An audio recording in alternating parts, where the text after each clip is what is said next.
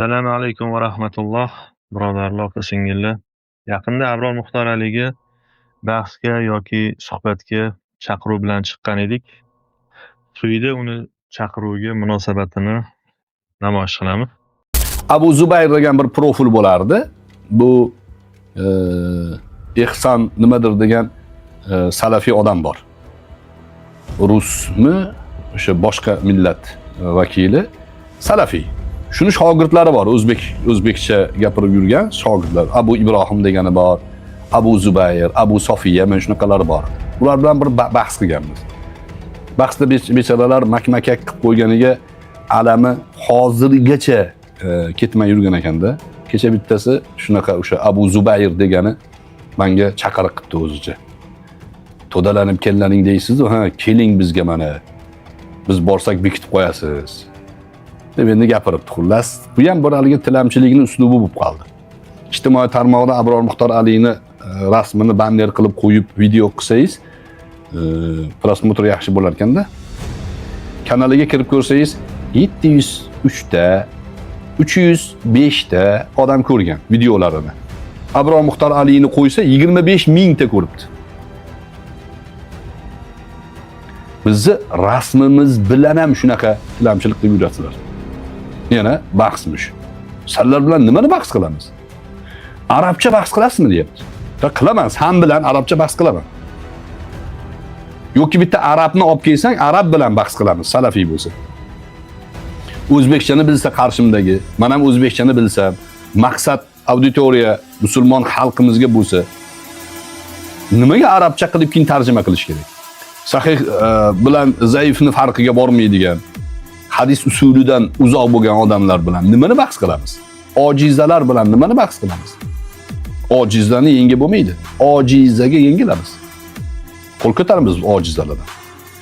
Ular bilan gap talasha olmaymiz. Erkak bo'lsalaring, kellaring bahslashamiz. Alohida kanal bo'lsa, alohida kanalda. Yoki xohlasalaring admin berib qo'yadi. Adminlikni beradi sizlarga xohlasalar. Adminlikni olib, ovozingni hech kim bekitib qo'ya olmaydi, bahs qilamiz. Faqat madaniyati bor bahsning. 5 minut sen gapirasan, 5 minut qarshi taraf gapiradi. Savol berasan, javob beradi, savol beriladi, javob berasan. Javob bermasang unda bahs bo'lmaydi.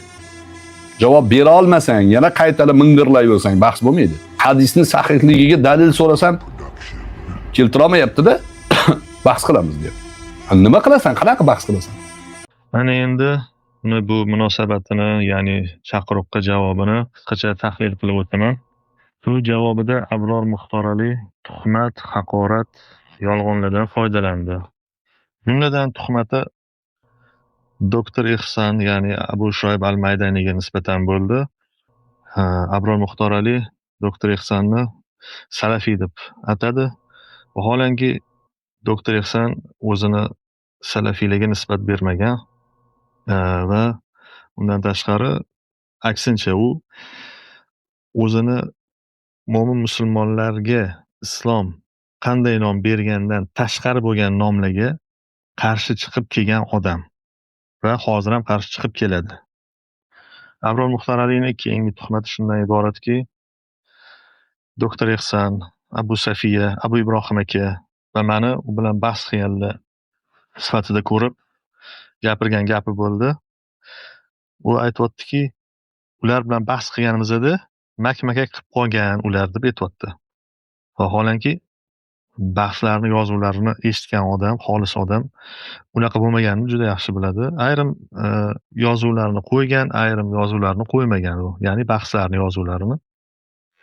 Va shu bahslar davomida o'zi xohlagan payt bizani mikrofonimizni yopib, o'zicha bizga ta'rif berishni boshlagan. Bizga o'sha gapirish huquqidan mahrum qilgan bizani.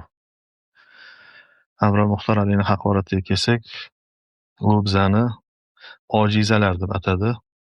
Vaholanki mayli, o'zi tushungandek, agar biz ilmda ojizlik qilgan bo'lsak, uni xayolida, uni fikricha, hech bo'lmaganda bizga hurmat saqlagan holda yoki hech bo'lmaganda haqoratomuz gapirmasdan ojizlar desa bo'lardi, lekin yo'q, u ojizalar deyishni tanlagan.